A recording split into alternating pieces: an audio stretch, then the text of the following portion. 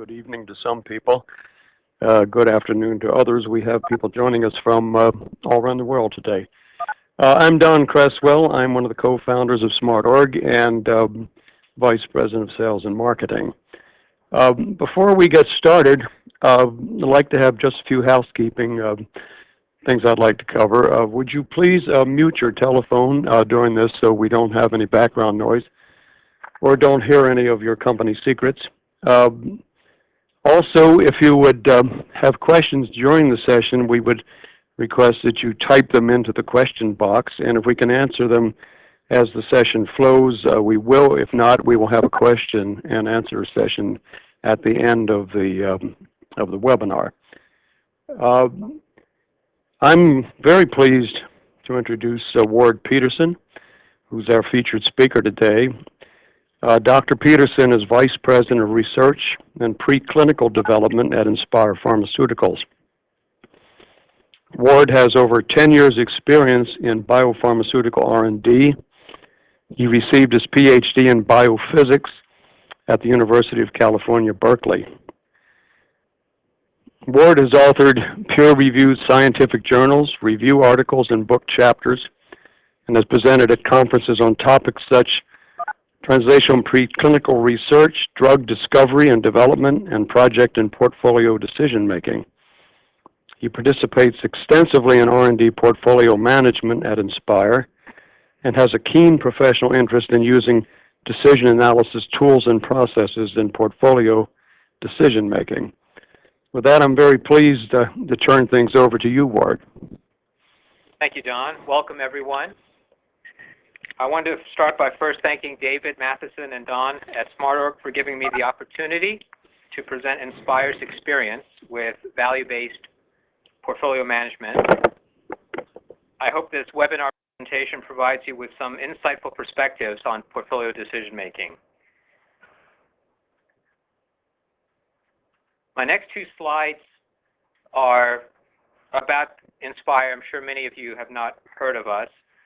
We are a biopharmaceutical company and began operations in 1995 based on technology that we licensed from University of North Carolina at Chapel Hill. We sell two products, Restasis and Elestat, that we co-promote with our partner Allergan. One is to treat dry eye and the other to treat ocular allergies. Our R&D strategy is to focus on respiratory, allergy, and ophthalmic therapeutic areas. And our products are primarily inhaled, nasal spray, and eye drop products. We have a robust R&D pipeline, including products in development for cystic fibrosis, dry eye disease, allergic rhinitis, and glaucoma. Inspire. As the head of research at Inspire, I can boast that our research efforts are fueled by excellent scientists doing good scientific work. Inspire values its people, and we are proud of our vibrant culture. Our home office is in Research Triangle Park in North Carolina at the intersection between Raleigh, Durham, and Chapel Hill. Over the years, Inspire has been the recipient of a number of distinguished awards and citations from various industry watchdogs. For example, the Scientist magazine ranked Inspire among the top companies for scientists to work in 2003 based on polling about 14,000 scientists in the US, Canada, and Western Europe. We also believe in being good corporate citizens. Inspire has created a culture that encourages giving back to the community at the local and national levels, including charities and other nonprofit organizations, some of them shown here in this slide. The photo on the bottom left is of the home office employees taken in 2004. So let me start with the presentation here. We've grown a lot, really, in the last 7 years since we went public. And this growth is accompanied with an increased number of portfolio projects and opportunities in a variety of different therapeutic areas, as well as an expansion of our functional capabilities. For example, our R&D investment in 2000 was $16 million. In 2006, it was $42 million. While it's probably not a lot of number for folks in larger companies, this is a growth of almost 300% in only 6 years' time. Success has made our business much more complex. In short, we can do more and we have more to do. And what we've had to deal with is that our R&D decision-making has become more complex and challenging, and we found that we needed more active portfolio management. So here are some of the decisions we face. I'm sure many of you in the audience face these sort of decisions also. They range from the project level. Do we kill projects? Do we advance them? And if the latter, what are the best ways to advance a project? Then there are portfolio level decisions around optimization, prioritization, and balance. This is important to build a sustainable pipeline. Corporate business development partnerships are a major part of our business now, as they provide more flexibility and opportunities, but they add to the complexity of decision making. So why was decision making so difficult? I mentioned earlier about the increased complexity of what we do, but we have many voices advocating different things. We have a difficult time dealing with uncertainties, don't have a disciplined manner of approaching uncertainties, which is key to understanding decisions and making good decisions. And we find it difficult to make apples-to-apples comparisons across early and late-stage opportunities. I'm getting some static here. Is someone's phone not on mute? Apologize for the interruption. Thank you. So, the pharmaceutical R&D industry is slow, it's expensive, and it's risky, and it takes 12 to 14 years to get a drug approved from the discovery stage. Costs, on average, over $800 million, and the success rates are very low. Usually 1 in out of 5 to 10,000 molecules from the discovery stage makes it to an approved product. So good decision making requires mastering uncertainties, and we really did not have a formal mechanism and process in place for dealing with the enormous risk of our industry.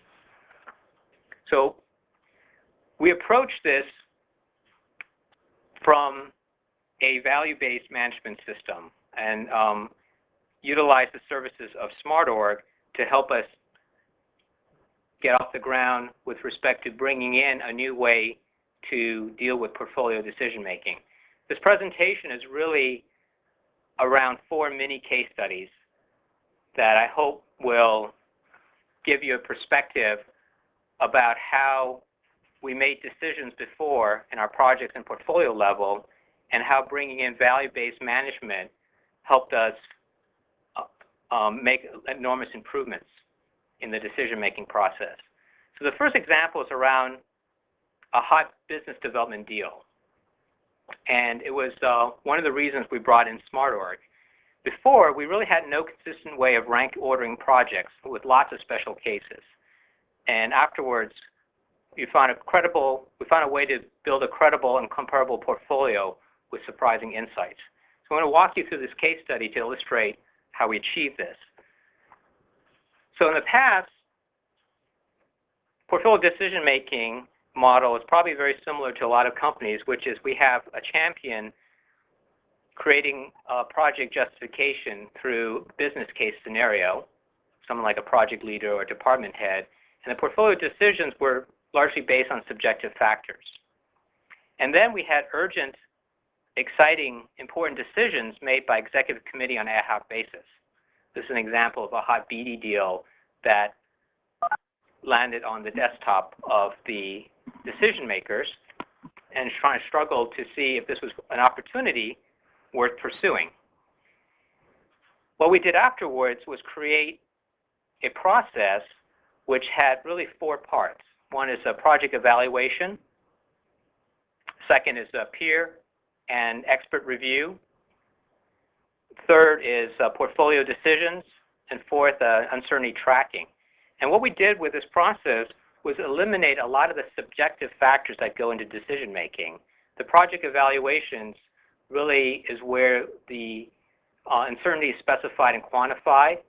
We consider strategic alternatives, have clear standards, and give the team real direction. In the peer and expert review, this is done by project teams or department heads.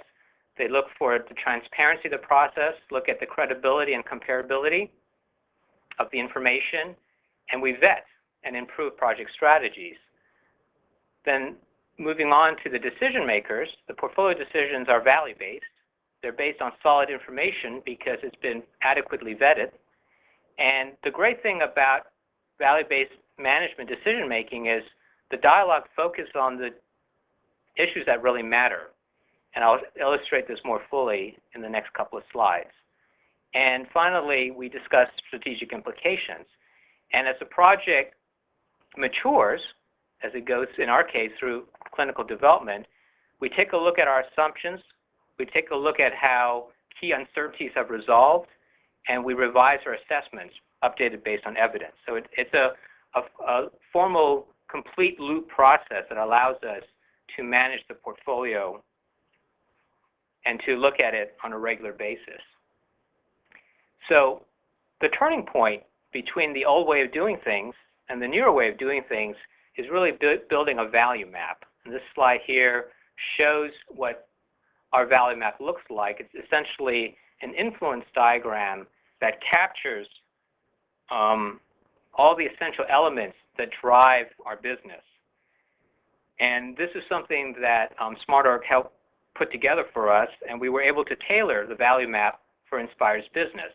So you can see here on the upper left-hand corner, you have essentially the phases of development, the cost, duration, and probability of success from moving one phase to the other.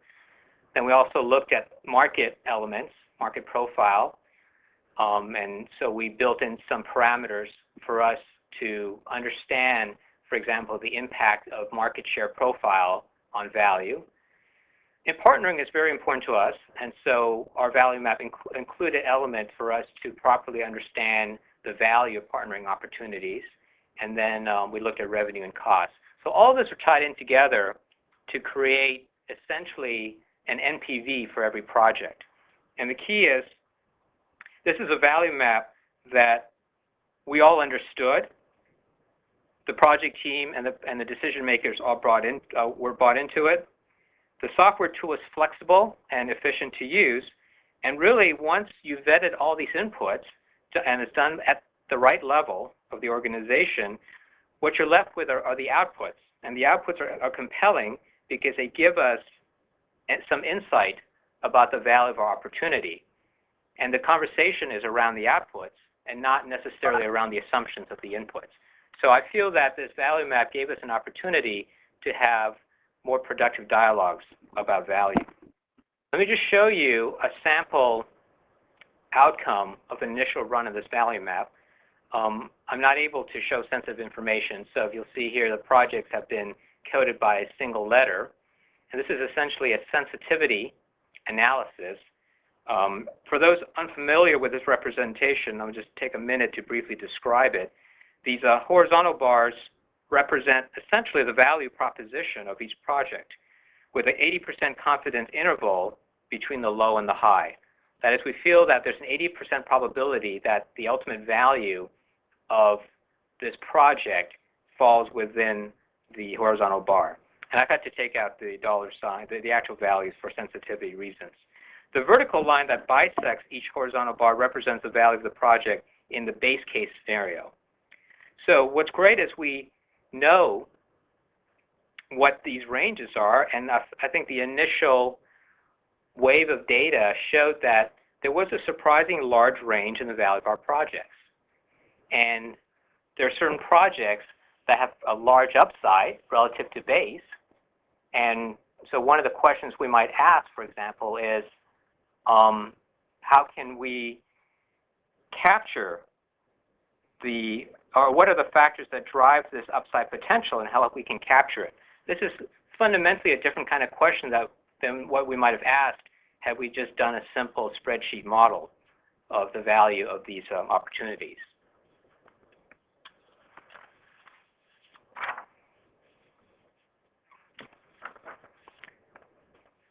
So we did a portfolio sweep. That is, we looked at essentially all of the opportunities in our R&D portfolio as well as our commercial products, as well as some potential BD deals side by side.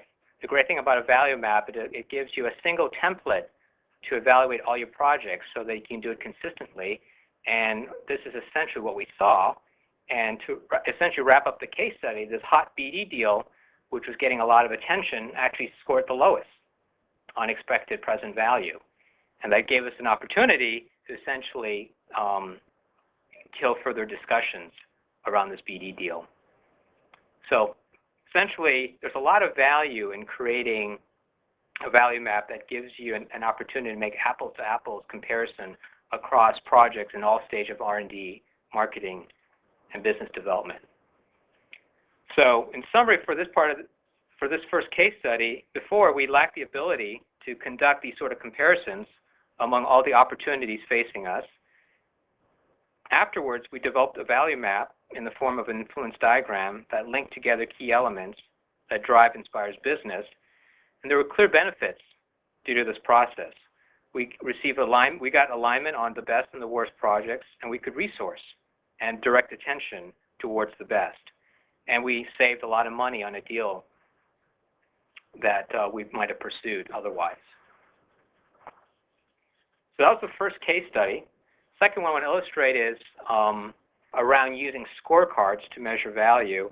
And I imagine there are many companies that are successful in using scorecards as a way to prioritize projects in the portfolio.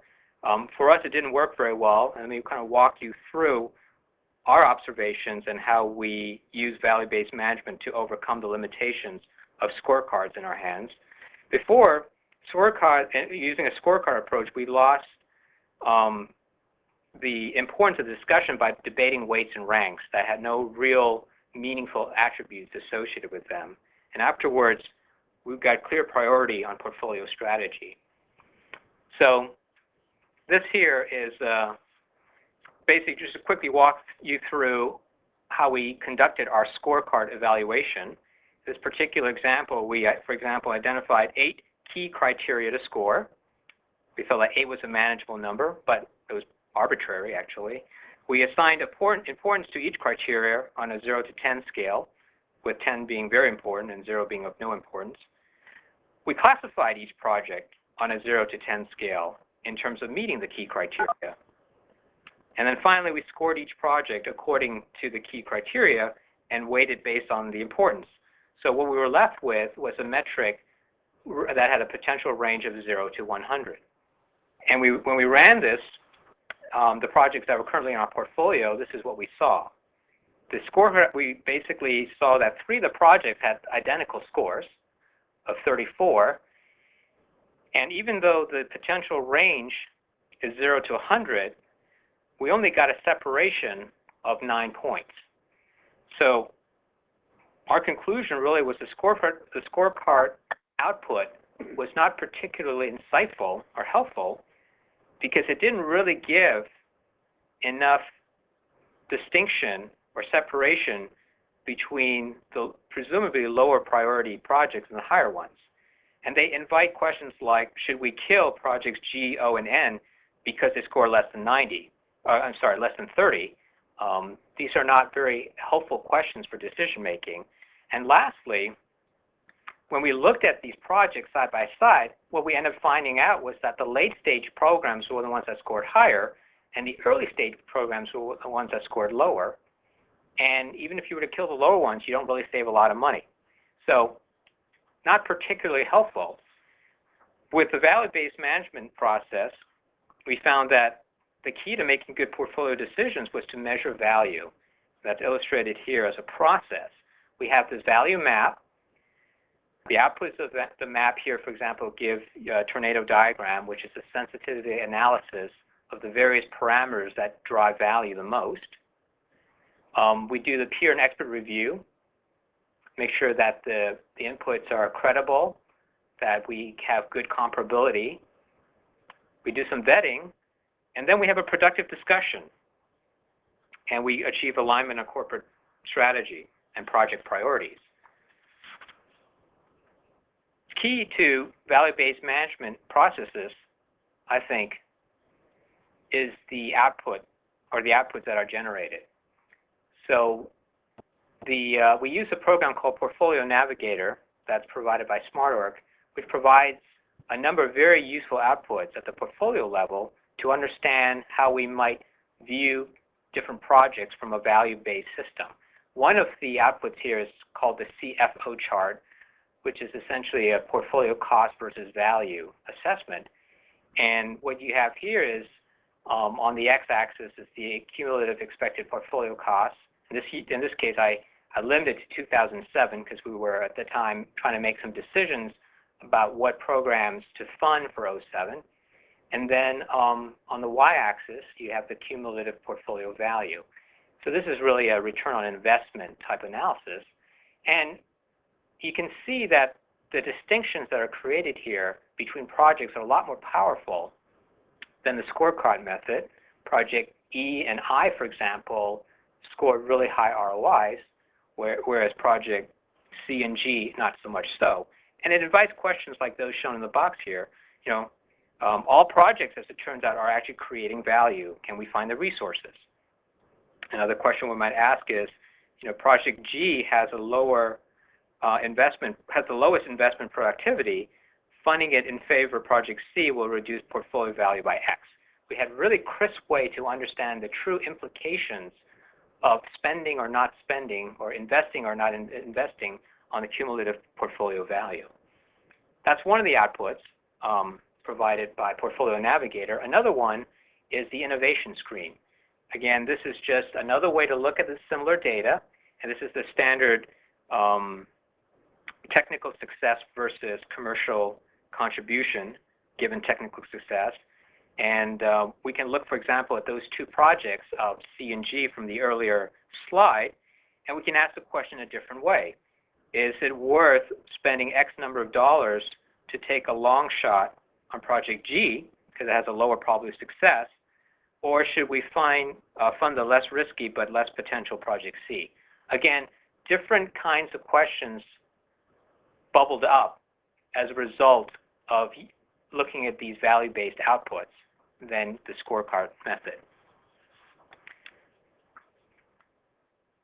So in summary, the second example I hope illustrated that in the impact of measuring value, before we really had a distorted view of what was important. The use of scorecards just did not provide sufficient power to prioritize our projects because in our hands, we did not see sufficient discrimination. Afterwards, we had a clear view of what was important. We generated useful outputs that provide a high level of discrimination among projects, and the understanding of value led us to finance opportunities we would have otherwise killed. And the benefit is pretty clear here. We eliminated unnecessary and unhelpful processes and reduced overhead as a result, and we increased the value of funded opportunities by several tens of millions. So the third example here of the benefits we gained from value-based management has to do with an IP risk. This is a particularly compelling example for us because, as I'll share with you later, this was a decision that bogged us down for many months, in fact, almost 2 years. And we were really bogged down on a particular risk that we could not really understand. And by using value-based management, not only did we overcome our lack of expertise in dealing with the risk, we were able to understand this opportunity to drive the upside of its potential. So this is an example around an in-licensing decision. The core issue was we had a major impasse in decision-making. There was an opportunity to in-license a product, but we could not really get our heads around how to deal with a particular patent issue relating to the decision. As you might imagine, this lack of certainty resulted in individuals who were either major advocates or major detractors of this particular opportunity, and as a result, we had ongoing dialogue, clearly not productive, because the decision stalled for almost 2 years. So using the value map and using the tools that we now have in place, what we did was created 2 models. We created an optimistic model and a pessimistic model for discussing these patent issues. And I'll just let you know here, the optimistic model really assumes that the allowance of key patent claims is part of technical success, and the pessimistic model is that the allowance of key patent claims are not part of technical success. These are the core issues that drove people to either become advocates or detractors of this opportunity.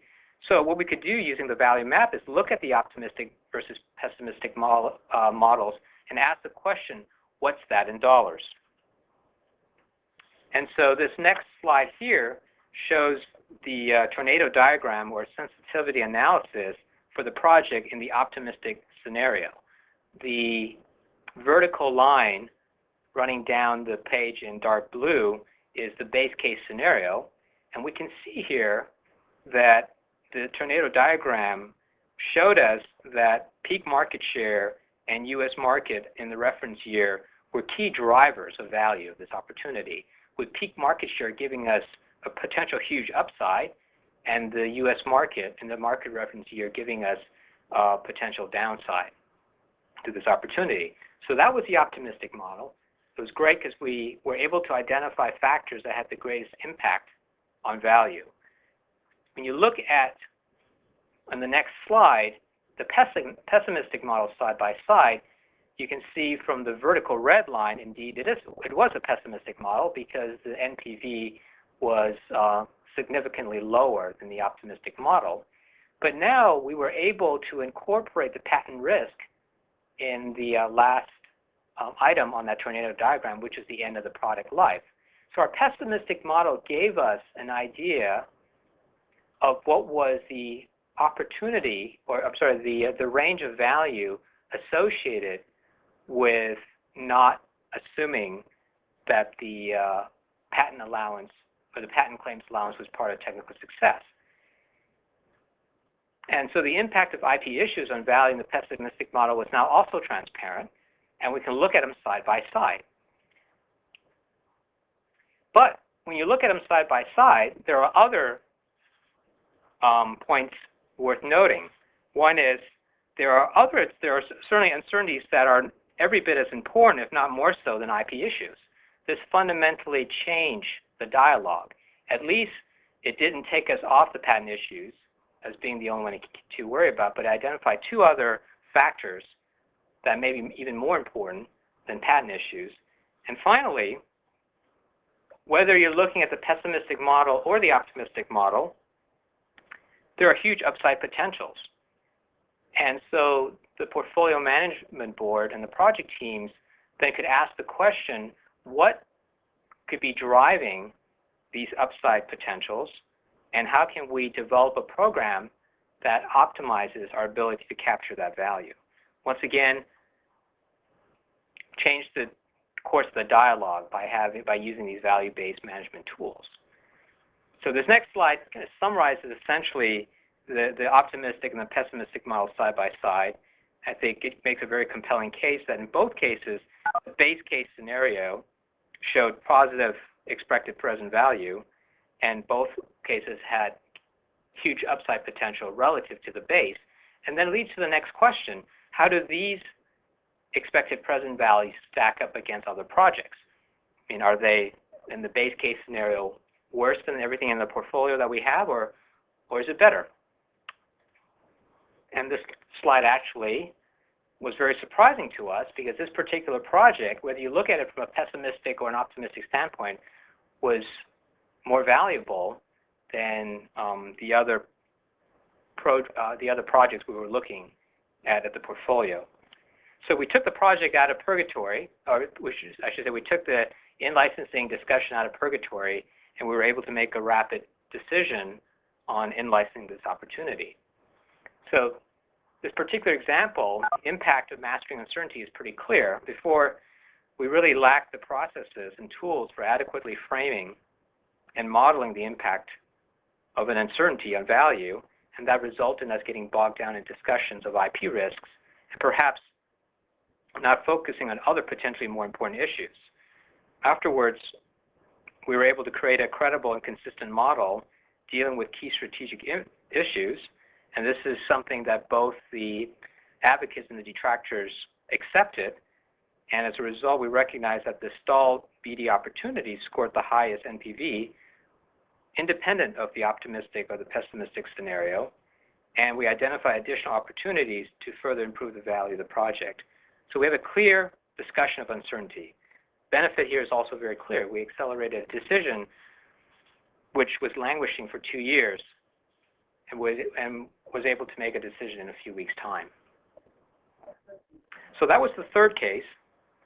The final case here has to do with a decision around a particular project. So we have an important asset in our portfolio, and there was some questioning about the direction of the project.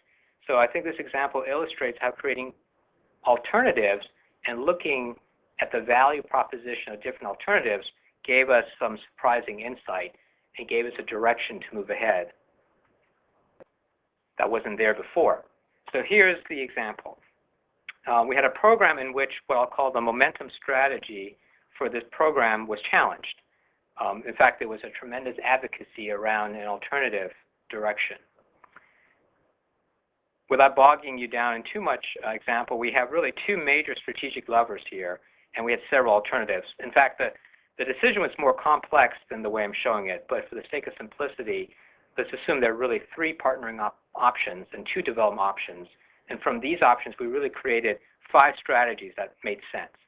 So the strategies here are labeled A through E, with A being the newly advocated strategy and E being the momentum strategy. B, C, and D are actually the new ideas. So we asked the question, what was the best approach? The traditional spreadsheet modeling was not very helpful for us because it didn't factor in things like probability of success, and that gave us an understanding of the range of the value proposition associated with each of these 5 strategies. So we went to Portfolio Navigator to look at the 5 strategies and to understand which one produced the most value. And surprisingly, we actually not only answered the question whether the newly advocated strategy was superior to the momentum strategy, but we actually uncovered a better strategy, and that's illustrated here in this slide. So let me walk you through the slide. So these are just a number of the outputs that led us to the decision making. One on the upper left-hand corner is the probability of technical success, and here it's pretty clear that B and D had higher probabilities of technical success, which of course would have an influence on the expected project value. The upper right-hand corner shows the actual expected project value, and you can see how they all stack up side by side. The bottom left-hand corner shows the commercial value given technical success, so you have an understanding of the value sensitivity associated with each of these strategies. And finally, you have your simple investment productivity curve, bar graph shown here on the bottom right. And what we learned was the momentum strategy was actually better than the advocated strategy. So E was superior to A, but in fact, strategy B was the best of the 5 options we looked at. And it helped us basically redirect our thinking of this particular project by using value-based outputs to understand each of the scenarios better. So the benefits here is before we had months of political debate based on advocated positions. Afterwards, we had clear agreement on the best course of action within a few days. And the benefits include a faster decision making, and we improve the value of the opportunity depending on how you want to understand the newly advocated strategy relative to the original 2. Basically, I want to just summarize my presentation here. The impact of value-based management gave us some insight that we normally didn't have using traditional approaches. First of all, we established a standard metric of assessing value based on Inspire's business model. This is important because this is a standard metric that we can use to vet through all projects and build an apples-to-apples comparison among projects in the portfolio as well as potential business development opportunities. We've identified and focused dialogue and parameters that really matter. So I hope my examples help illustrate how these various outputs help redirect the dialogue to how we could develop a project to maximize its upside potential and avoid its downside potential. And we've clearly improved the speed and quality of decision making. We have an example where we accelerated a major decision from years to months, or even from months to days, and we generated scenarios and were able to evaluate alternatives that increase project and product value. Here's just a summary illustrating the 4 mini examples and its impact on efficiency and effectiveness. So these are all essentially improvement in efficiencies, elimination of unnecessary processes, acceleration. From an effectiveness standpoint, we saved money, millions of dollars that we might have spent on a deal that wasn't very valuable. We reprioritize our project to fund those opportunities that optimize project value, adding a lot of value to our portfolio. We prevented killing an opportunity worth about $100 million. That was the BD example. And we improved the value of our opportunities significantly in the example on the one project where we're able to create alternatives and look at the value impact of these alternatives.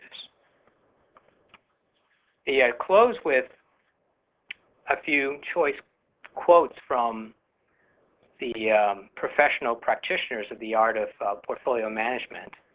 From Jim Brown at Tech Clarity, says that most companies fail at the very core of the portfolio management problem, which is to identify and achieve value from their projects. So my examples here demonstrate that by using value-based management processes, we're able to tackle a key issue with portfolio management. Second quote here is, portfolio management tools are only as good as the information you feed them.